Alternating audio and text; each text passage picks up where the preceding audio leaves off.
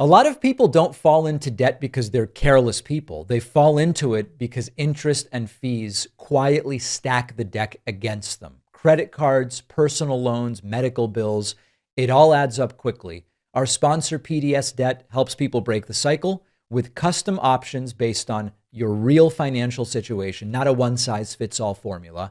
There's no minimum credit score required, and the goal is simple: reduce what you owe. Stop wasting money on interest. Don't wait another month. It only takes 30 seconds to take back control at pdsdebt.com/Pakman. The link is in the description. Today on the show, the Supreme Court hands down some extraordinary decisions to the Trump administration. We will discuss all of them. Some of them that are not getting the attention they deserve are very consequential. Then Donald Trump suffers a devastating legal defeat. He can't escape it anymore. The money is already on the way to E. Jean Carroll.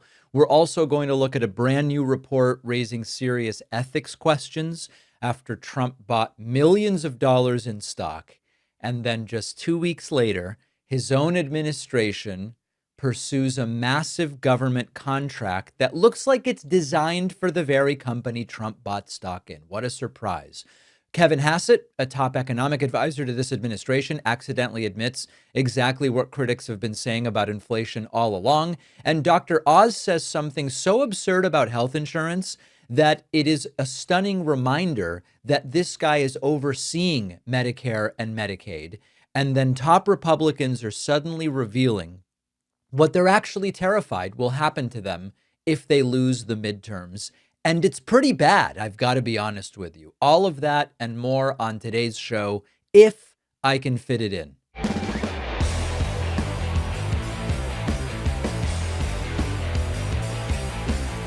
One of the most anticipated Supreme Court decisions came out today, and it is a complete rejection of Donald Trump. You love to see it. This was a case about birthright citizenship, something we have by law in the United States. Donald Trump didn't like that.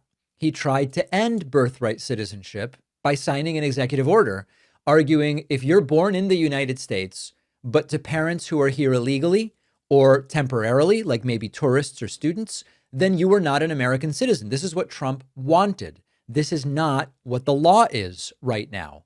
And the Supreme Court decided, actually, the 14th Amendment does apply to anyone born in the U.S. There are some very small exceptions, diplomats, for example. But basically, it's total. If you're born in the United States, you are a citizen of the United States. Now, before we get into the sort of bulk of the decision here, this was 6-3. What that means is that there are 3 right-wing Supreme Court justices who would have happily allowed Donald Trump to change who is a citizen, something that is in the Constitution, because Donald Trump wanted to do it via executive order. That's terrifying, and a reminder of the importance of presidents pick Supreme Court justices. That really matters. Trump really wanted this one. He even attended arguments back in April at the Supreme Court. Presidents don't typically go to oral arguments at the Supreme Court. Now, there are a number of arguments used to try to attack what is the law right now. And if you want to change the law, there's a process for doing that, and we'll get to that. But right now, the law is what it is. One of the things people who agree with Trump love to say is, listen, we need a system for stopping pregnant women from other countries to come to the U.S., have their kids here, anchor babies so that the kid can stay, and then the parents use that to justify staying. We have a system to prevent that. We have customs officers who are trained to detect that, and they consider the sort of financial resources of someone flying into the United States, the country of origin, how pregnant are they, how long are they planning to stay, what housing arrangements have they made. Is it perfect? Is every customs officer always able to detect, I believe you're coming here specifically to give birth so that your kid is a citizen? No, maybe not. But the point is, we have a system in place. You can be refused entry for that. And if your feeling is it's not working well enough, well, work on improving that system. We don't even have to argue over whether you like it on the merits. It's just, if that's your problem, you don't go and upend the 14th Amendment. You simply train customs officers to be better at detecting people coming here to try to have kids. Then they do the textual analysis of the 14th Amendment. We'll put up the relevant part of Section 1 of the 14th Amendment, which says, all persons born or naturalized in the United States and subject to the jurisdiction thereof are citizens of the United States and of the state wherein they reside. This is the relevant part. There's two arguments that sometimes opponents of the 14th Amendment will try to make. They will say, well, it's born or naturalized. Or let me put it a different way. They say born and naturalized, but it's born or naturalized. Simply being born in the United States is enough. And subject to the jurisdiction thereof. They love to say that if you are born here to undocumented parents, you are not subject to the jurisdiction of the United States, but that's not true. Now, before I explain that, notice what the 14th Amendment does not say.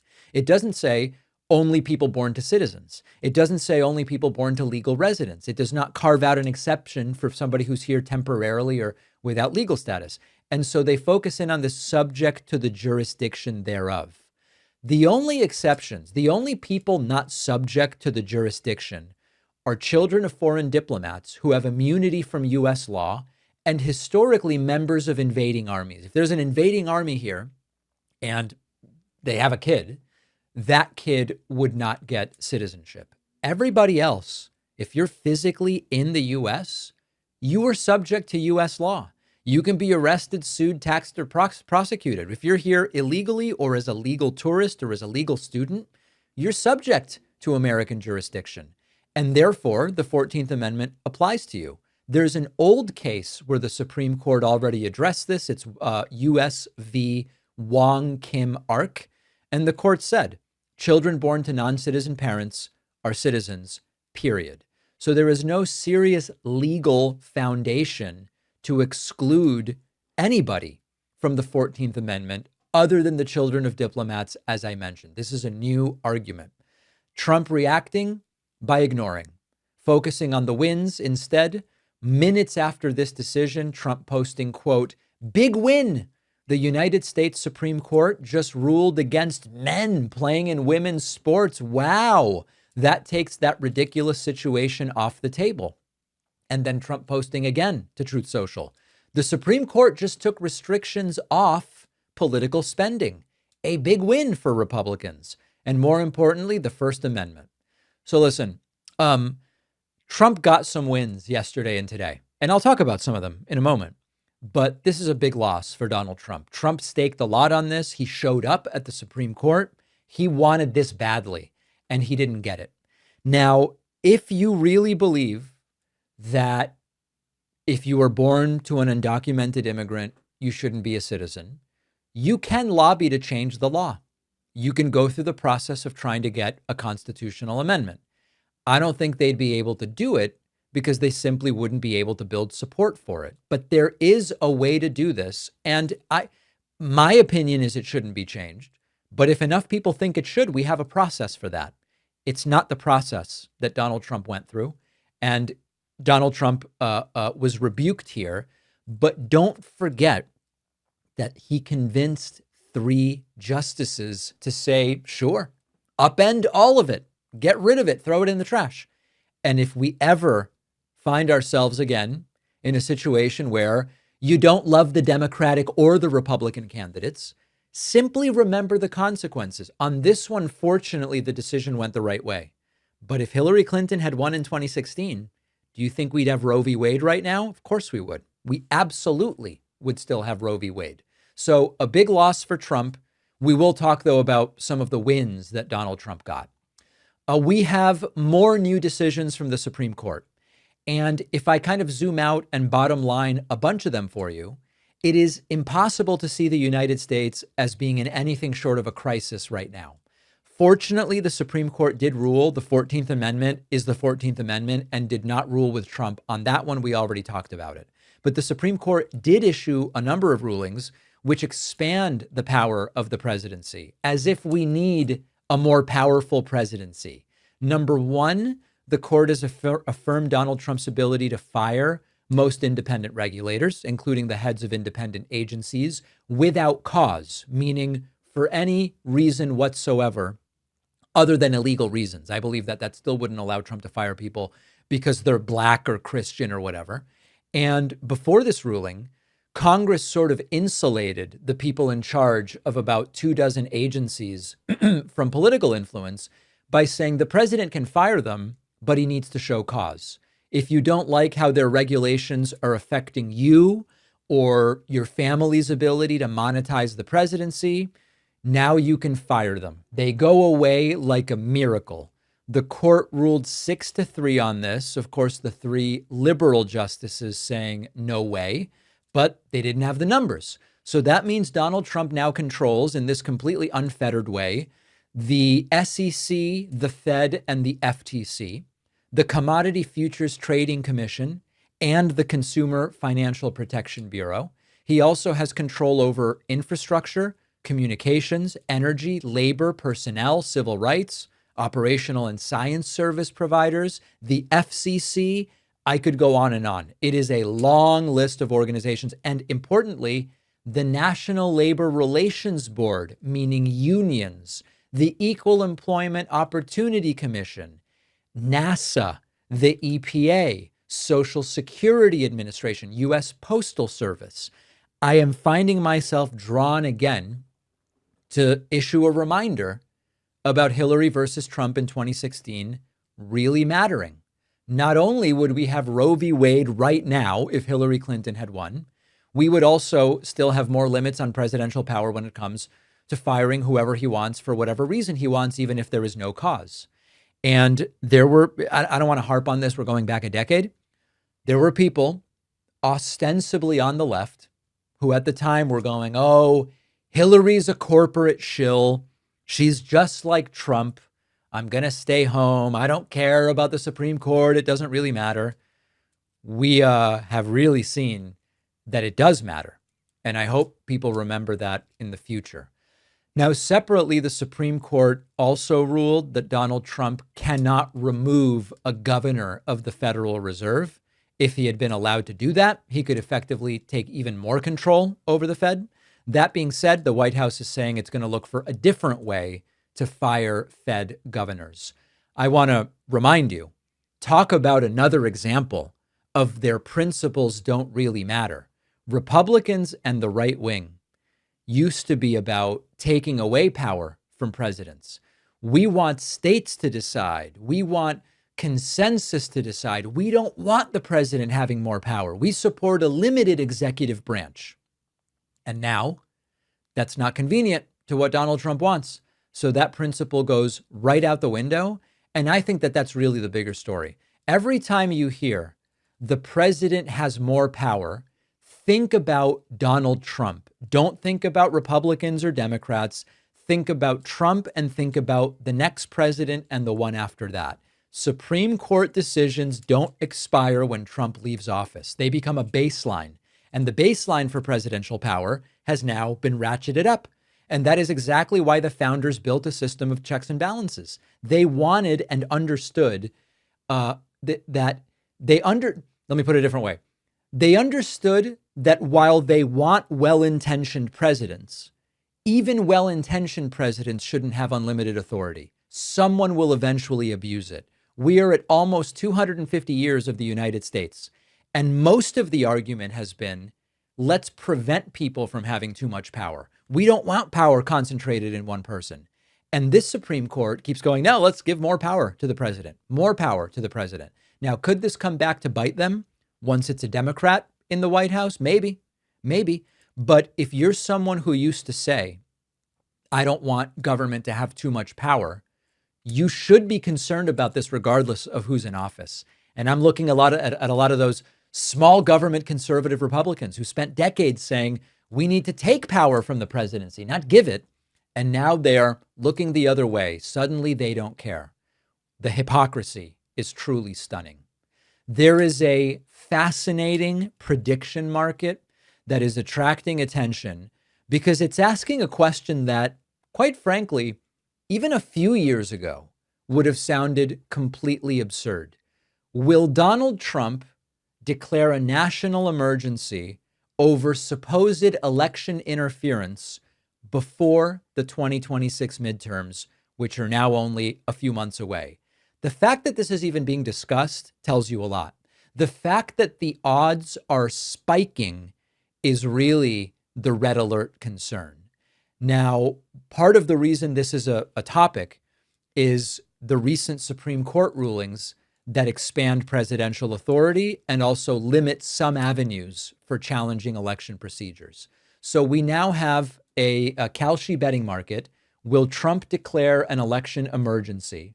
And after bottoming out around 19% a few months ago, nearly 40% now believe that yes, Donald Trump will declare an election emergency before the midterm elections. This is the betting market. This is not a poll. This is how people are betting, and you can evaluate to what degree you think that is relevant to our analysis.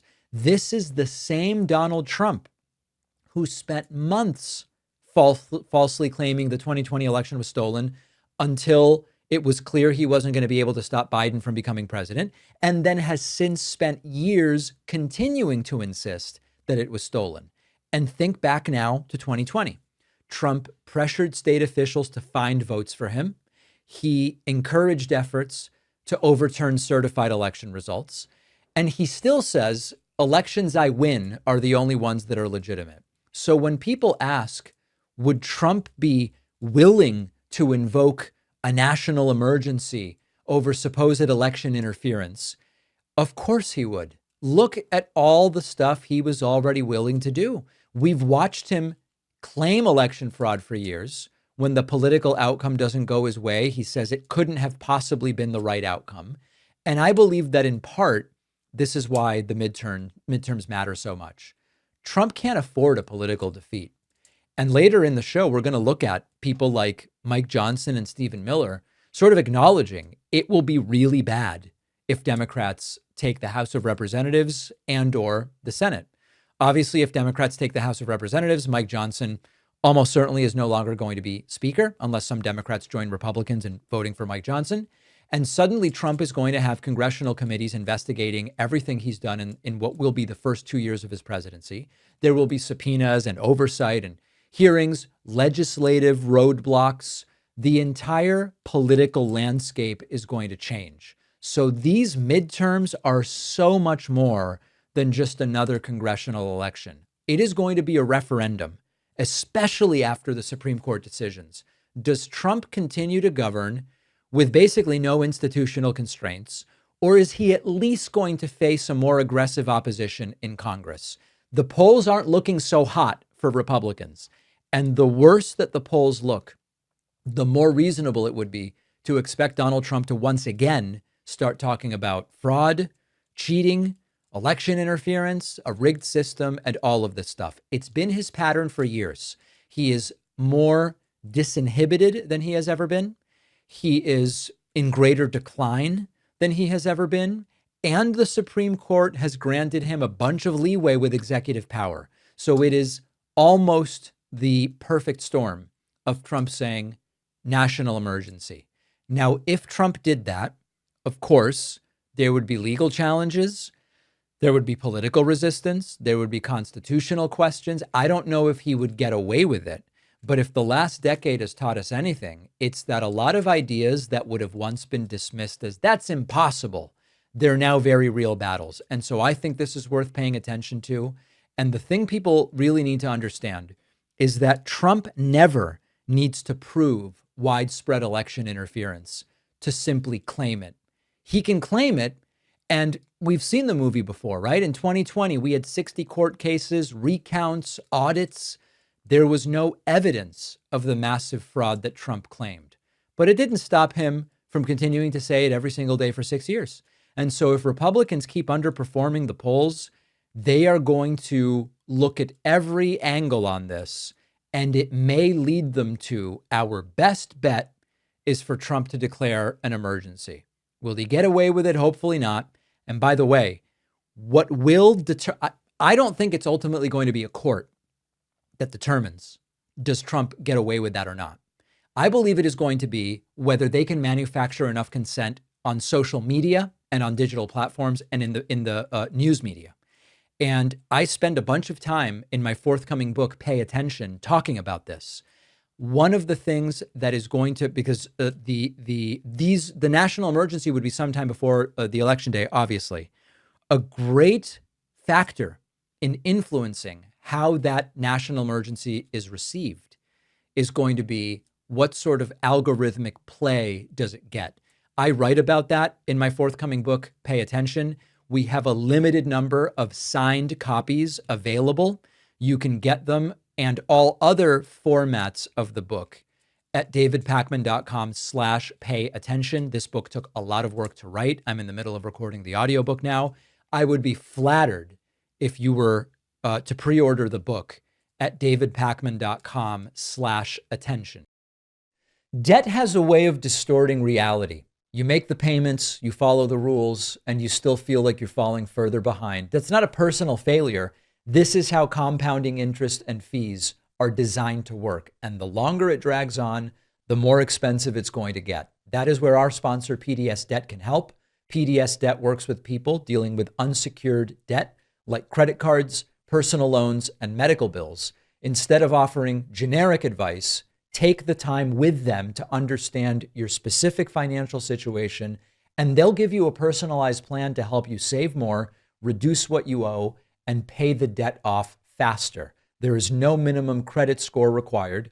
They are A+ rated by the Better Business Bureau, have thousands of 5-star reviews across major platforms, and have already helped hundreds of thousands of people get out of debt.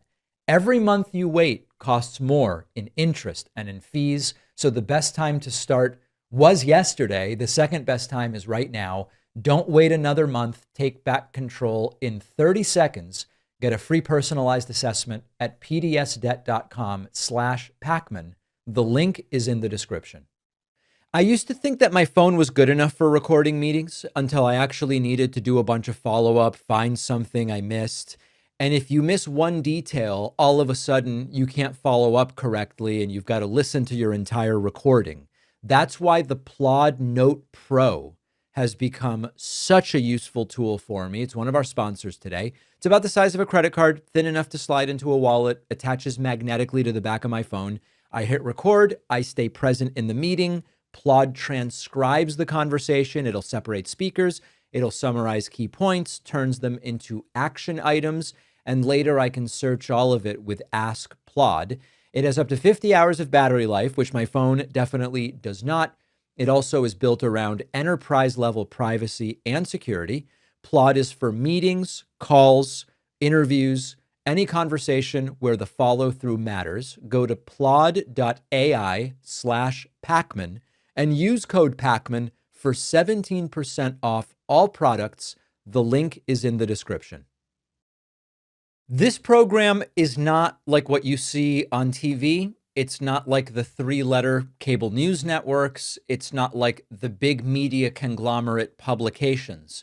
We're an independent show. There is no parent company. There are no 7 layers of editors and producers that tell me what to do. That's all great. It also means that this show depends directly on the support of our audience. And I'm flattered every time I see that someone signs up at joinpakman.com or gets a Substack premium subscription and says, hey, I know it's only a couple of dollars, but I am voting with those couple of dollars for the shows I believe are doing something that is important.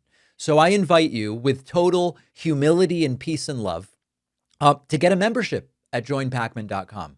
Get a Substack premium subscription at substack.davidpakman.com. And I will also remind you that my forthcoming book, Pay Attention, is now available for pre-order. If you want a signed copy, these will only be available for pre-order for a limited time. At some point, we've got to cut it off, and I've just got to sign them, and that's all we can do. Go to davidpakman.com/attention to pre-order the book in any format you want. Physical book with my signature, physical book without my signature, audio book, Kindle book. We're even considering doing a book that will deliver by smoke signals. It will take 3 years to get the full book that way, but we're considering a smoke signals version of the book. Needless to say, davidpakman.com/attention is the place to pre-order. And I believe tomorrow I'm going to have updated pre-order numbers for you. If I told you that the president bought millions of dollars of stock in a company, and then just 2 weeks later, his own administration announced plans for a massive government purchase that appears designed around that company's products, you would probably say that sounds a little weird. It sounds a little bit corrupt. It sounds a little bit cronyistic. It sounds a little bit like a swamp. And that is the exact timeline that a new CNBC investigation is exposing. Here is that timeline. On February 10th, Donald Trump personally bought somewhere between $1 and $5 million worth of stock in Axon Enterprise. Axon Enterprise manufactures police body cameras. Many of the police body cam videos that you see floating around on social media are Axon body cameras. And Axon also manufactures 90% of the tasers used in the United States. That's February 10th, Trump buys millions in stock. 14 days later, February 24th, ICE announces we have a new contract we want to fill. We need 17,800 tasers. It's a 5-year contract for $220 million. And we need unlimited cartridges, and we need training for the tasers. And the key detail in this entire thing, because CNBC went and spoke to procurement specialists and policing experts, the specs of the contract directly match the taser products manufactured by Axon. So it is very clear that what's going on here is that Donald Trump personally bought a stake in a company, and then his administration designed an RFP, a request for proposal, which would directly go to, hey, Axon is the company that can really do this. Now, let me give you an analogy to what this is. Imagine that the government said, hey, we need a contract for electric vehicles. And the vehicles we need, we're not picking favorites. We'll work with anybody, but we need an electric SUV with a 400-mile range that has built-in air compressors in the trunk.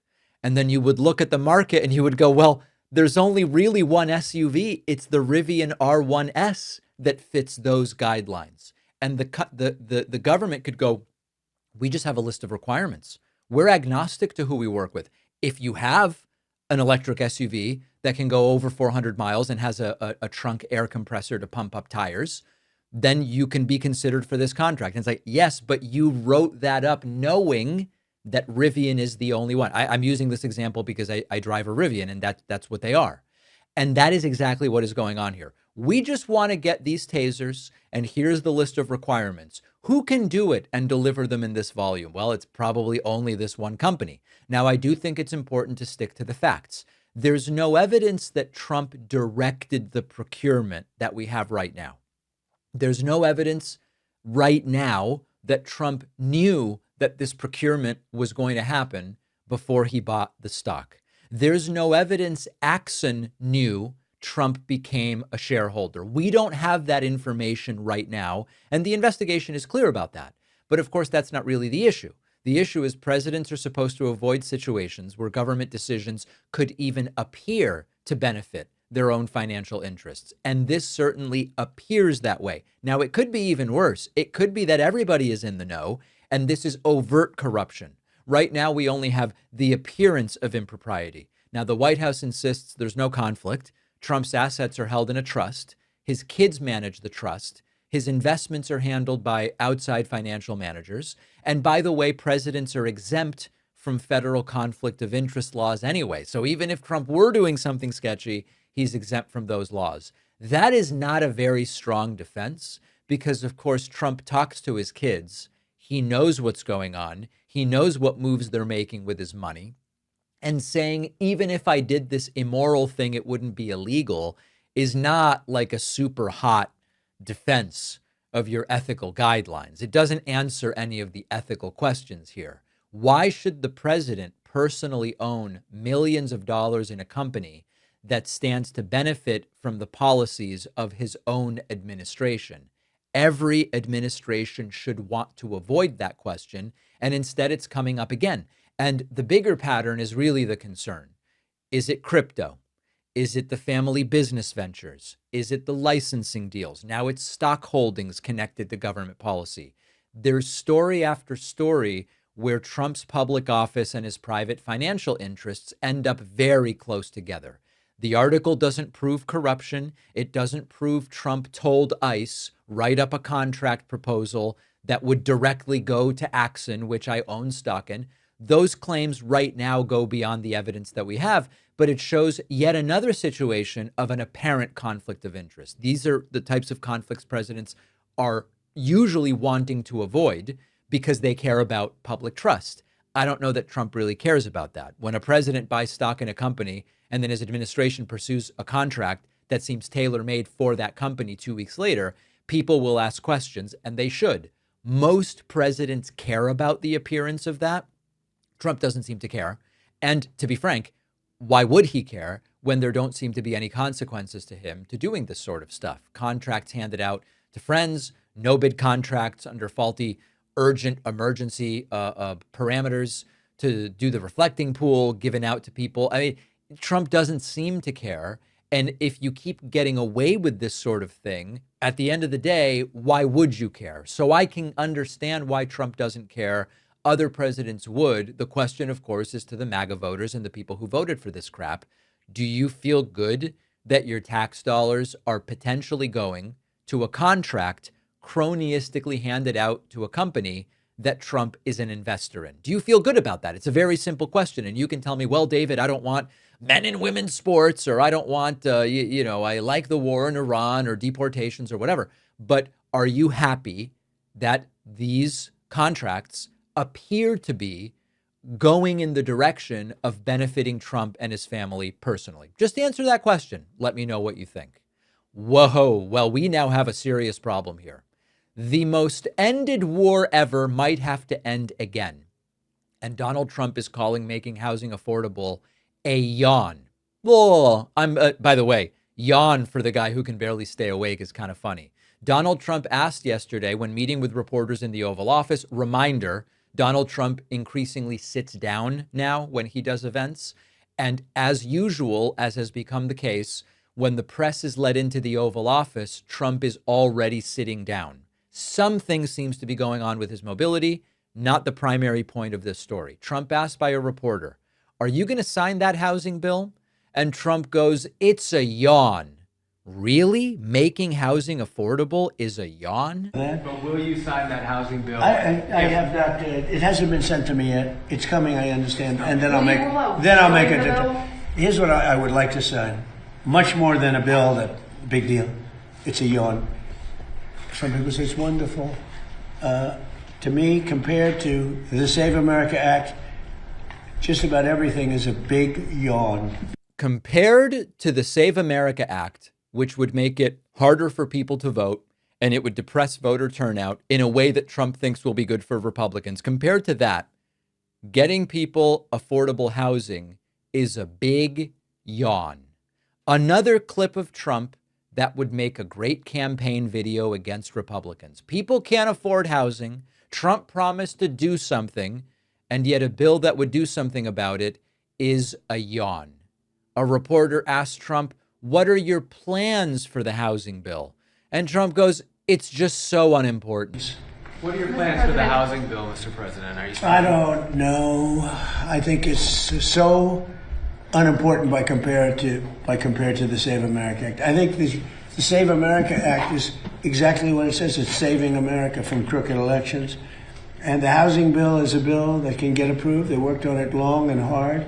It's very bipartisan. That means the Democrats like it.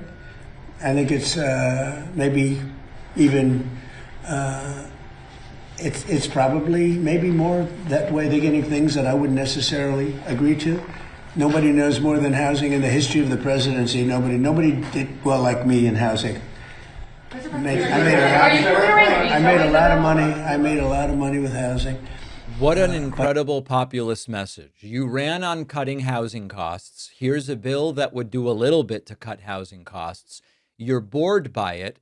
It's a yawn. You want an election fraud bill instead that is meant to stop election fraud that simply isn't happening, and remind people you've made a lot of money with housing. Election fraud bill we don't need is more important than helping people get affordable housing. These should just be campaign ads against Republicans. The housing bill is boring to Trump. That's one of the biggest problems, and that's why he doesn't care about it. I don't know that I've ever seen a president so explicitly admit he simply doesn't care about the plight of the average American that he supposedly represents. Trump then railed against mail-in ballots because they are so corrupt. And of course, Donald Trump has voted by mail multiple times, including just months ago. But it's all so corrupt. This is the Save America Act. Voter ID with photo, ideally, but voter ID, proof of citizenship, and no mail-in ballots, which is, to my way of thinking, maybe the most important of all because it's so corrupt. But you have exceptions if you're away, exceptions for the military, they're deployed, exception, illness, disability, you have exceptions, strong exceptions. I guess Trump is one of those exceptions because he's away, as he likes to describe it. Folks, this guy doesn't give a damn about you. He does not give a damn. He simply wants to make it harder to vote. He doesn't care about making housing more affordable or making groceries more affordable or making gas more affordable or boosting manufacturing jobs in the United States. The manufacturing job level is at the lowest in a decade or longer, something like that. But what he does care about is messing around with people, messing around with voters, and also messing around with citizenship. In advance of the Supreme Court decision on birthright citizenship, Trump asked, "What are your thoughts about this?" And Trump begrudgingly goes, "I guess I'd have to accept the decision of the Supreme Court." Like, even that is sort of like, I don't really like to do it, but I might have to. Birthright citizenship is next. What are your thoughts? Birthright citizenship, what are your thoughts? And will you accept it if it rules against you? Well, I guess I have to accept it's the Supreme Court, so I'll accept. I guess. I think it's very bad for our nation. We're the only nation that does it. No other nation does that birthright citizenship. No, not even close. Some did it, they ended it. It's tremendously destructive. It's extremely costly. I don't know, it's up to them. But in terms of for the good of the country, it'd be great if they didn't allow it. It would be great, but I can't tell you. The Slaughter case was the big case today. That was really a big case because it gave strength to presidents and strength to the presidency is very important. And of course, that is an issue we've talked about, but Donald Trump is lying when he says no other country does birthright citizenship. Now, it is true that the particulars of birthright citizenship are not exactly the same in every country. Different countries have sort of different spin on it. But part of the reason the United States has birthright citizenship of the style that we do goes back to the origins of this country, or the oranges of this country, as some presidents like to call it. An orange president likes to talk about the oranges of things. We do it this way because of the way that the country was created. Now, if you argue that that is wrong, there is a way to change it, but you've got to go and get a constitutional amendment. Doing it the way Trump is doing it is pathetic. And he simply, I'm even shocked Trump said, "I guess I have to abide by what the Supreme Court says." Now, as far as the war with Iran being over, you might remember that that war has ended so many times. Trump really has set a record for most times ending a war, the same war. And Trump now goes, "We've almost won militarily." Wait a second. I thought the war was over. I thought we had a ceasefire. I thought we were just negotiating, dotting the T's and crossing the I's, as I like to say. And all of a sudden, we've almost won. Well, there'll be a meeting on that tomorrow in Doha. And they're going to Qatar. I think they've already left, or they're just about getting ready to leave. So we'll see how that goes. But we're doing very well on that front. But the meeting in Doha is going to be perhaps important, perhaps not. We're going to find out. But we're winning militarily. It's almost won militarily, I would say. We're getting dangerously close to winning. And it's really very simple. It's the denuclearization of Iran. We don't want them to have a nuclear weapon, and they're not going to have a nuclear weapon. And they've agreed to that, in all fairness. And of course, they have not agreed to that. because we still don't have a deal. Now, Trump likes to go, well, they signed the letter, but the letter simply says we're going to negotiate for 60 days. And less than 2 days into that 60-day period, J.D. Vance was like, I'm getting out of Switzerland. I got to get back to the United States. I've got stuff to do. This is going nowhere. The Iranian negotiators have walked out. And then there were more strikes. And then there were more threats. And after declaring more than 40 times that this thing is almost or completely over, Donald Trump is now going, I think we're getting really close to winning militarily. You declared victory 40 times already. You told us 2 weeks ago it is finally, truly, and really over. I'm starting to think maybe Trump is not exactly a reliable narrator or reporter for what's going on. And I do hope, I hope that it's not the case that we spend the next 2.5 years saying this thing is almost over. I hope that at some point it really will be over. But what Trump has to understand is that once you open this door, you're not the only person who gets to shut it. You open the door and other people stick their foot in the door, and now everybody needs to agree to close that door. And it's not going very well for Donald Trump, that is for sure. I've noticed something changing lately. For the last several months, the message from the White House and from MAGA world has basically been the same. The economy's awesome. Everything's amazing. Negotiations are incredible to end this war. The crowds are incredible.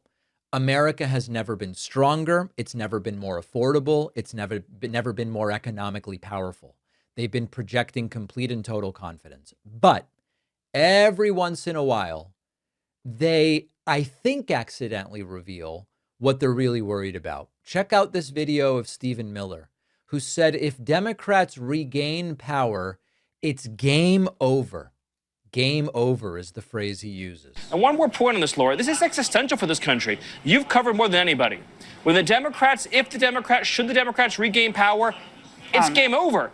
12 more justices on SCOTUS, 2 new Democrat states. They're going to get rid of the Second Amendment. They're going to get rid of our borders. They're going to get rid of our police. They're going to get rid of ICE, Border Patrol, DHS, and they're going to elect communists, like actual communists, Laura, not even socialists, communists, who will wreck this country. Now, there are not even any communists prominent in the Democratic Party. That part is very stupid. But some of that stuff is interesting. We're going to get 2 more states so that they will have representation as they realistically should. The packing the court idea. I mean, I don't even know that really Democrats are that into that idea. And there's a lot of reasons. There's a lot of reasons to do it and a lot of reasons not to do it. But the point here is that Stephen Miller is kind of raising the alarm as to if Democrats gain power, things are going to change. MAGA Mike Johnson said if Republicans lose the midterms, all of a sudden there will be investigations. Forget about impeachment. It's going to be much worse than just impeachment. Here is the Speaker of the House, Mike Johnson. If we were to lose the midterms, heaven forbid, these Democrats, y'all, impeachment's not even the big concern. They will turn every committee of Congress into an investigative body, and they'll go after the president's family, the cabinet, his donors and friends. Half of you in this room will be targeted. I run the protection program. I'll take care of you, okay? We're going to win. We're going to win the midterm, okay? There you go. They'll investigate Trump. They'll investigate his cabinet. They'll investigate his donors. They'll investigate his friends. They'll investigate everybody. And I have to say, it sounds kind of good for the most part. It sounds like they're describing something that they are genuinely afraid could happen. And think about the implication here. If everything is going as perfectly as they claim, like if the American people really are thrilled with the incredible leadership of Donald Trump, if Trump's delivering what voters wanted, why are people like Stephen Miller and MAGA Mike Johnson spending so much time warning everybody about what happens if Republicans lose? And the answer is very simple. They know losing is a real possibility. And I think there's something even more revealing here. Listen to what they're not worried about. They're not saying, you know, if Democrats win, they're going to pass better health care. If Democrats win, they're going to improve education, or they might lower middle-class taxes. They're talking about the things that affect them, investigations into what they've done, accountability for what they've done, oversight over what they've done. They're being kept up at night by the possibility of accountability.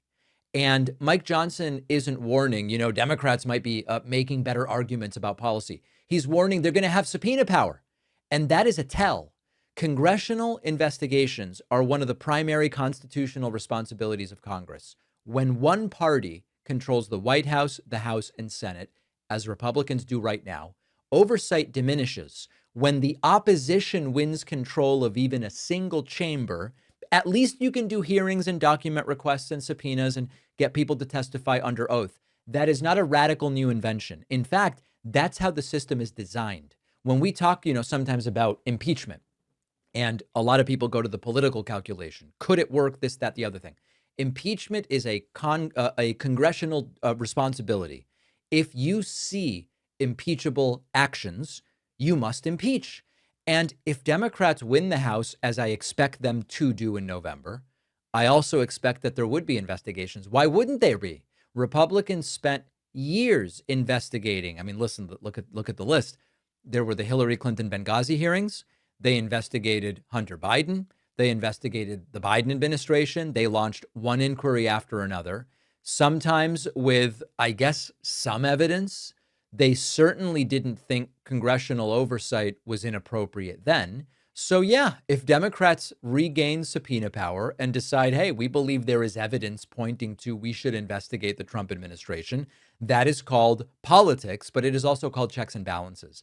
And the ironic part is that Stephen Miller and Mike Johnson are accidentally making one of the strongest arguments for why elections matter. Hey, supporters, political power isn't permanent. What is in the majority today might be in the minority tomorrow. And the part that I sort of find the funniest of all of it is that after years of insisting, if you have nothing to hide, you have nothing to fear, they sound really afraid about investigations.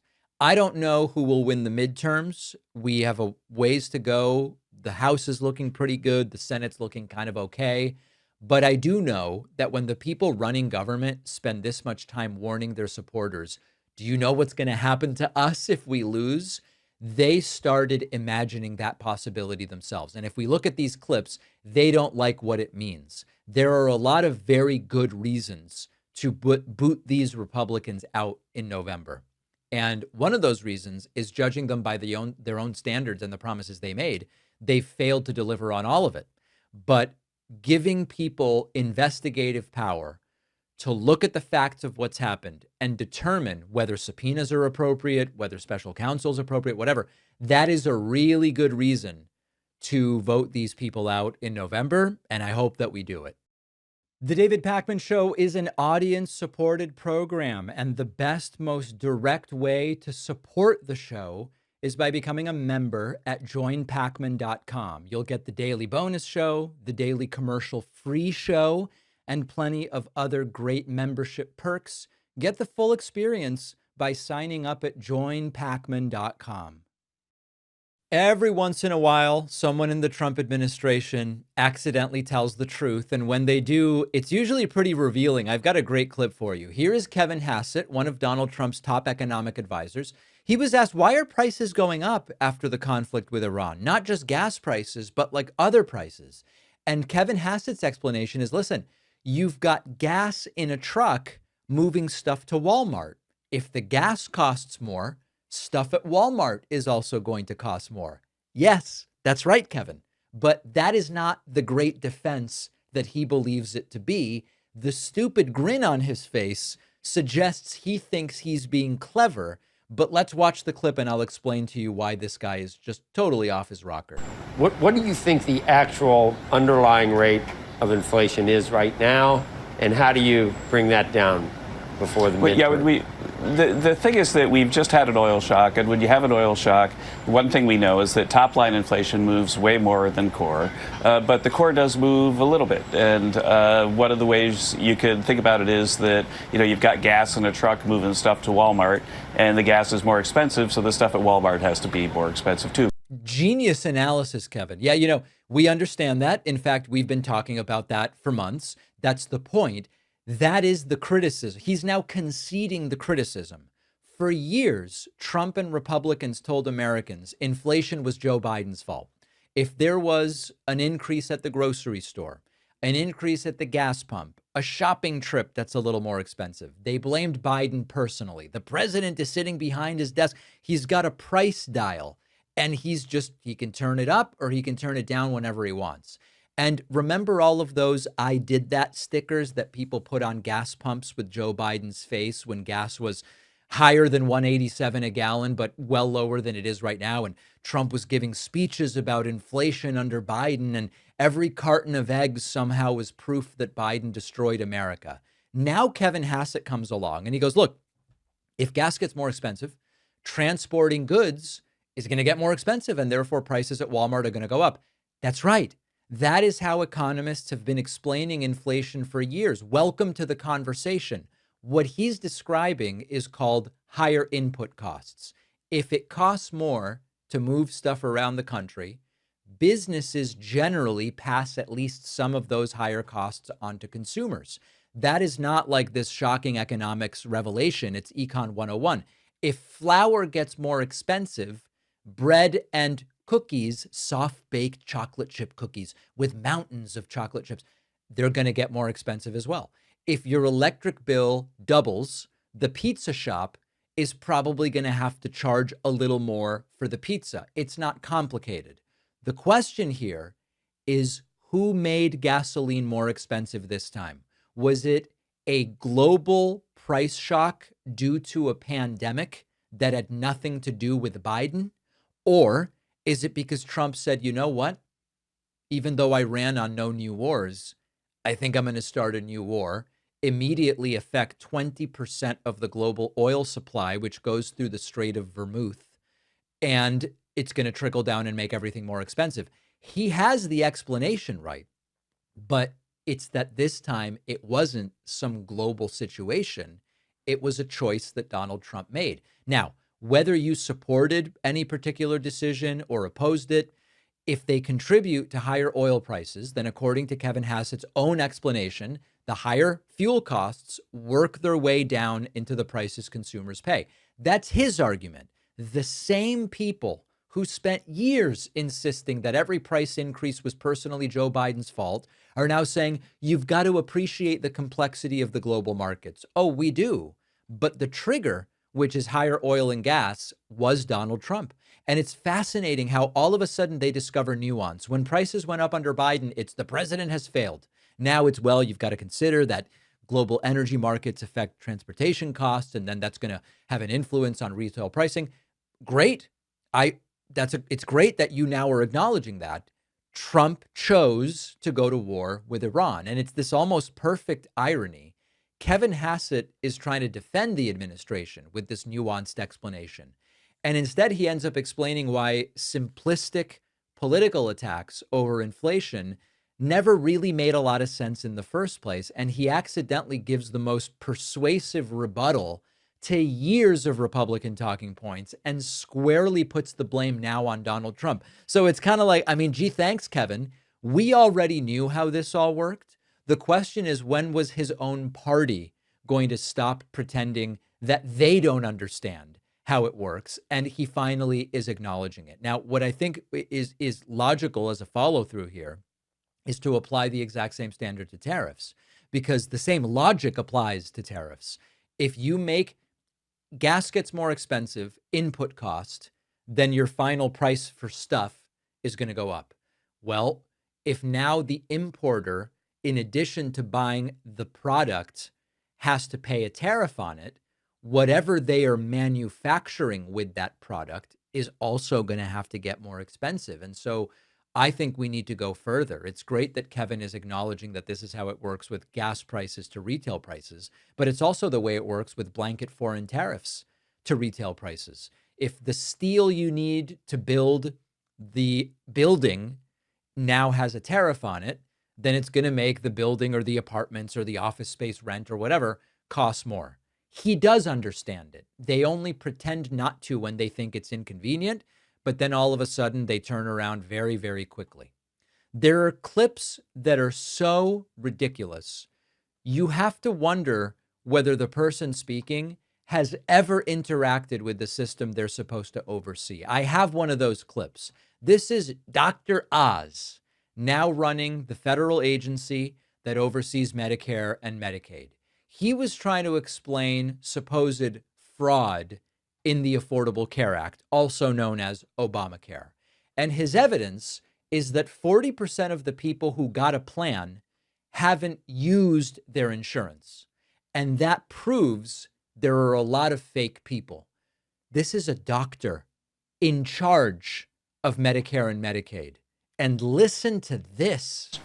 Historically, Obamacare had 9 million people on it. 9 million people. This year, over 23 million people apparently signed up. But of the people who signed up, 40% never used the insurance. Let me ask you a question, John. You have health insurance. Do you use it once a year? Buy a prescription, you go visit a doctor, call somebody? If I don't use it once a day, it's pretty infrequent. Well, in Obamacare right now, 40% of the people ostensibly signed up never use the insurance. So it raises, again, the reality that there are many people who are signed up who are getting paid for but don't believe they have the insurance, don't know they have insurance, didn't want the insurance. And these brokers are able to make a ton of money off the American taxpayer. So, of course, the Democrats are arguing aggressively that any people who leave Obamacare is only happening because of the enhanced premium subsidies that were put in place for a short period. All right, so let's stop there. There is so much misinformation and disinformation there. Now, I want to do the lowest hanging fruit first and then dig into some of the details. What he's describing is not how insurance works. It's sort of like if you didn't crash your car last year, your auto insurance was a fraud. If your house didn't burn down and you needed to make a homeowner's insurance claim, it must have been fake homeowner's insurance. If you didn't have a medical emergency, your health insurance somehow wasn't real. It's one of the strangest arguments I've heard, not from a random person on Reddit, from someone responsible for overseeing Medicare and Medicaid. The whole point of insurance is I hope you don't need it. That's why it's called insurance. Now, he is making the argument that 40% of people aren't doing anything with the insurance. They're not going to the doctor at all. They're not getting a prescription.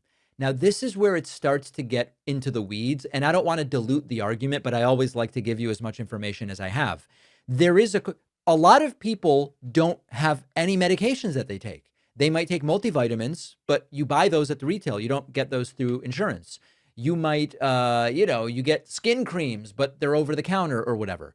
It's not that rare that some people have no prescriptions, but some of these insurance plans, and I always hesitate to get into the weeds, but it matters.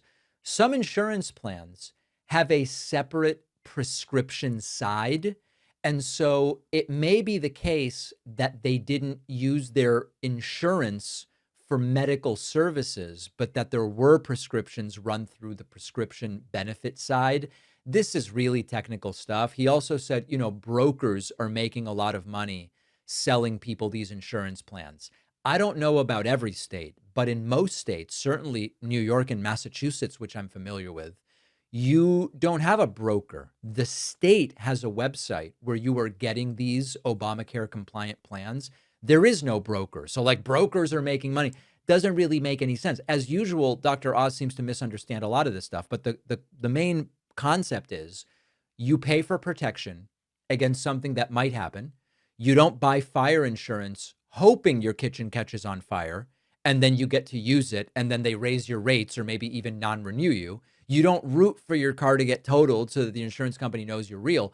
And you don't hope that you have to use your health insurance. Most people I know hope that they don't have to use it.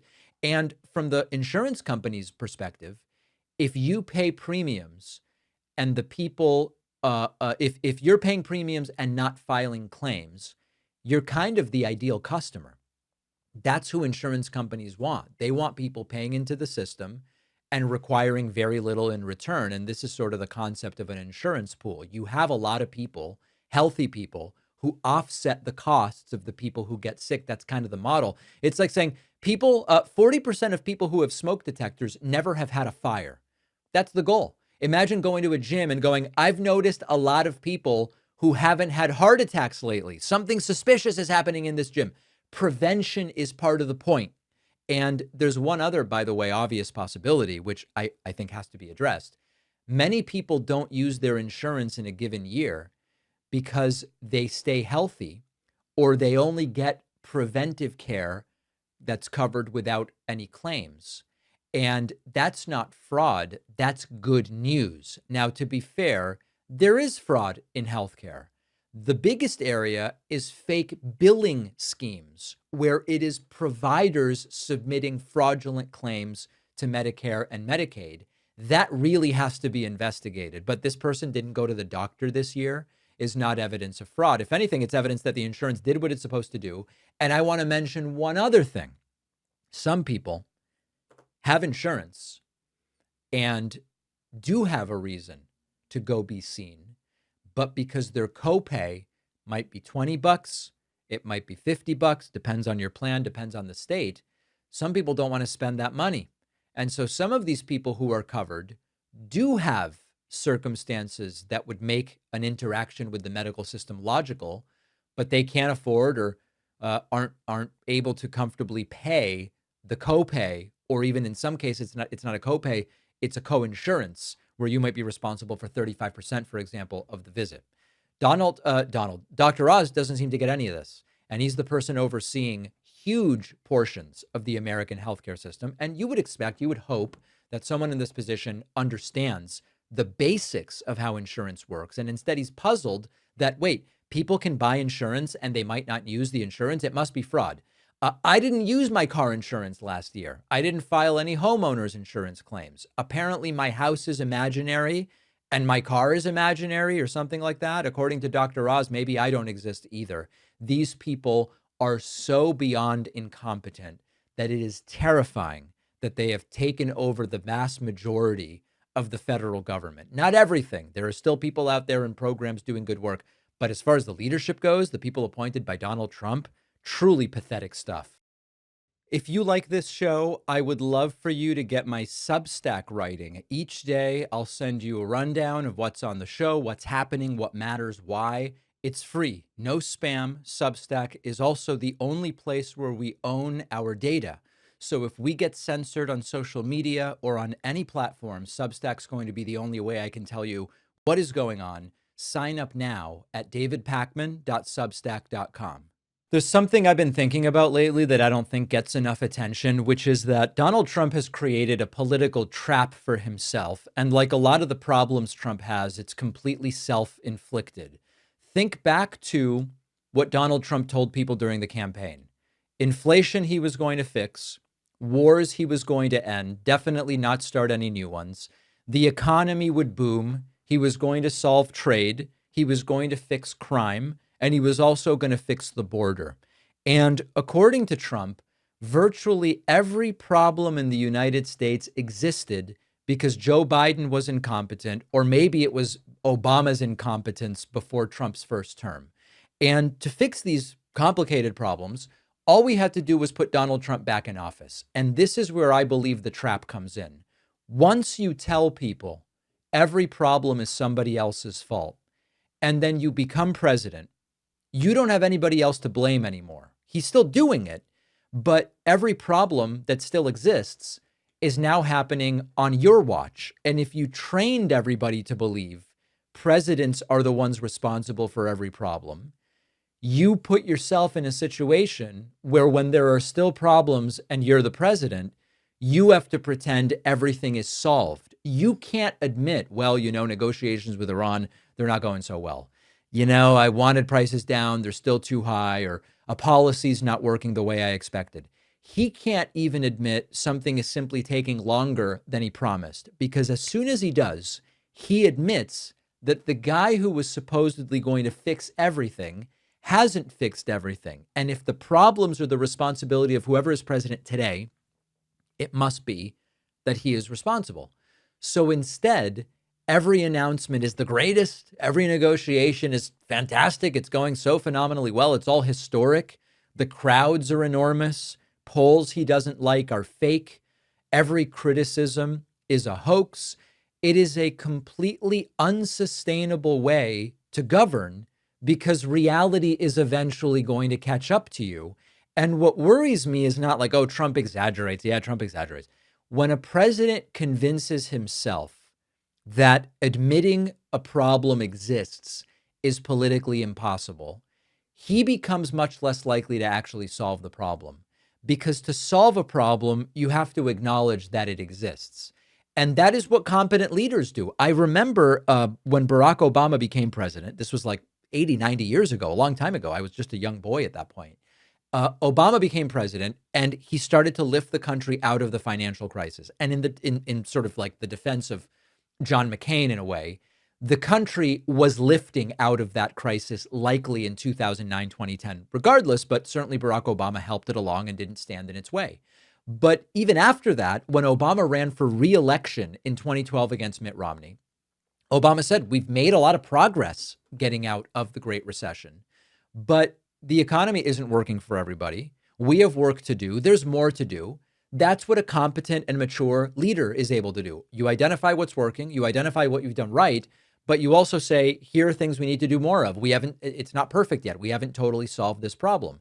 Trump is the opposite. He, first of all, never acknowledges that he hasn't completely solved the problem, but he backs himself into a corner where if you just admit reality, it is a dangerous thing to do politically because it conflicts with this mythology you've created about yourself. And this is the MAGA trap. He promised to solve everything quickly, so completely and totally that he now cannot acknowledge when something isn't going according to plan. And if you cannot admit that there is a problem, it is going to be extraordinarily difficult to fix it. And what it leads to are, I was like thinking of the right way to say it, we might call them idiosyncratic outcomes, where you claim to have ended the same war 40 times. That only happens in a world you've created where you can't just say, yeah, things are going kind of screwy here. This is not the situation we want to be in. And I don't like that this is the way it's going. And I wish it were going faster. You can't do that when you have basically made the president the all-powerful, either for good or for bad. You have to then claim everything is perfect and everything is resolved. Or as another example, you cannot say, I believe the tariffs are good long-term, but they are causing real problems for people today, if this is your worldview. Instead, you have to say, foreign countries are paying the tariffs. And it's like, no, they're not. Talk to any company that imports raw materials and they will tell you, before the tariffs, I just paid for the stuff and I paid for the shipping. After the tariffs, I'm paying for the stuff and the shipping and also the tariff. I'm paying for it. It's not China paying for it. It's not Bangladesh or whoever. I'm paying for it. You get these idiosyncratic outcomes when you are not willing to even acknowledge the reality of the situation. And then it gets us to like the discussion about gas prices, where for over a decade, I've been saying, for the most part, presidents don't affect gas prices, except three things they can do. Gas tax holiday, release oil from the Strategic Petroleum Reserve, or go to war with a country that either has or controls oil supply. Donald Trump did one of those things, but Trump can't operate in that world. And so he cannot simply acknowledge that that's what's going on. And the people around him can't acknowledge it either. Every once in a while it slips out. Earlier in the show, we had the clip of Kevin Hassett going, well, stuff at Walmart's more expensive because gas is more expensive. Yeah, very, very separated from the active voice of because Trump did it. But at least he's acknowledging the causative flow of the entire thing. This is the MAGA trap. I don't expect that Trump is ever going to change, and I don't think they're ever going to get out of that trap. Donald Trump has officially lost one of the highest profile legal battles of his life. The Supreme Court decided that it would not hear Donald Trump's appeal of the civil verdict finding him liable for sexually abusing and defaming E. Jean Carroll, meaning that $5 million judgment against Trump now stands, and she will get the money. There was no written explanation from the court. There was no public dissent from any justice. They simply decided we are not going to take up the case. And the key point is that this is no longer a case working its way through the courts. It is over. Trump appealed to the highest court in the land. And they said, we are not going to hear it. And in fact, it's even worse for Trump. Trump lost and appealed, and lost again and appealed, and asked the Supreme Court, please come rescue me. And the Supreme Court said, we're not going to do it. So Trump now has to pay. In practical terms, he already did, because the money was already sitting in a court-controlled account, because Trump posted a bond after the original verdict back in 2023. So the belief is that E. Jean Carroll is expected to receive the funds very quickly. I don't know if she already has. She may have, or it may take a little longer. But remember what this case involved, because we have become so desensitized to what is happening. This is the president of the United States. A New York jury concluded Trump was liable for sexually abusing her in the mid-1990s, and then he defamed her decades later by falsely attacking her after she came forward. The jury said Trump owes her $5 million. Trump has spent years saying it was all unfair. The jury should never have heard testimony from other women who accused Trump of sexual misconduct. The famous Access Hollywood tape never should have been admitted as evidence. There were evidentiary rulings by the judge that were wrong, and it all has to be thrown out. And none of it worked. None of it worked in Trump's favor. The federal appeals court upheld the verdict, and now the Supreme Court is saying we are not going to intervene. So every single one of those subsequent or earlier rulings, rather, remain intact. Roberta Kaplan is E. Jean Carroll's attorney. She says this is the end of Trump's effort to escape accountability. The repeated appeals have failed. The jury's verdict is affirmed. Now, of course, Donald Trump's team is behaving exactly the way you would expect them to, which is they say the case is a political witch hunt. Trump is going to continue fighting. I don't see how. But what they can't change is that the jury said Trump is liable for sexual abuse. Trump is liable for defamation. The appeals process reinforced that, and the Supreme Court is not going to get involved. Now, this is the most fascinating part. This is not even the end of Trump's financial exposure in the Carroll litigation, because separate from this case is the $83 million defamation judgment that comes from Trump's repeated attacks on Carroll after she first accused him. That one is making its way through the appellate process. It could get to the Supreme Court. And with interest, the liability to E. Jean Carroll would exceed $100 million if that judgment ultimately survives. So right now, this is about $5 million. There's a broader legal story that's much bigger. Trump exhausted every available appeal in this case. He got to the highest court in the country, and they said, we are not going to get involved. So all of that rhetoric, remember, about I was totally exonerated and I'm winning and all of that stuff. This one ends the opposite way. The verdict stands. Trump is liable for sexual abuse, and the money is going to E. Jean Carroll. Trump loves to talk about his wins. This is a major, major loss. Now, one additional detail I think is worth noting here, kind of practically speaking. There are still, as I mentioned, there are people going, oh, Trump is going to find a way not to pay. The reporting is the money's been in escrow for years, and that now it very easily and quickly goes to E. Jean Carroll. The most important kind of final takeaway on this is what this says about the current state of American politics. Think about if this verdict had involved just about any other politician, it would have been politically devastating. The facts of a civil jury finding Trump liable for sexual abuse and then defamation of the woman he sexually abused, exhausting every appeal, losing at every level, that would devastate most elected officials. If I'm realistic, I don't think this changes a damn thing for your average Trump supporter. Large segments of the core base of MAGA, they've already priced it in. They either acknowledge Trump did this, but go, I don't care because he's so good on policy. They can't defend that, but they say it. He's great on policy, so I don't care about this. Or they go, none of it's true. He's getting railroaded. He's getting sandbagged. It's a witch hunt. But the point is, whether they believe the allegations are false or the case is politically motivated or like they don't really care about this at the end of the day, this does not affect Trump's support. And this is, I would argue, the most remarkable feature of Trump's political career. The conduct that would end careers for other politicians has almost no effect on Trump whatsoever. Regardless of how voters feel about this decision politically, the legal outcome we are finally beyond. $5 million. E. Jean Carroll is getting the money, or she already has, and it is a major loss for Donald Trump. And you know it hurts him on a personal level, having to see that money go to E. Jean Carroll. It hurts Trump, and it'll probably send him for another Truth Social tirade.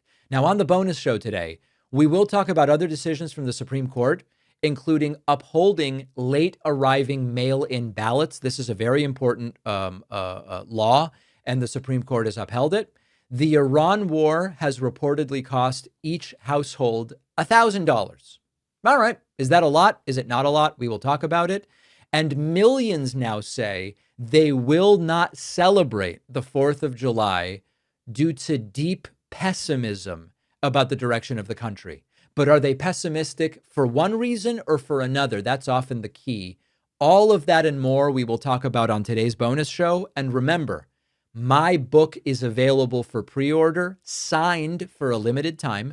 Make me sign another book. We'll film me signing the books, by the way, by getting a signed copy at davidpakman.com/attention. I'll update you tomorrow or Thursday as to where we are on pre-orders. I'll see you on the bonus show. What a day.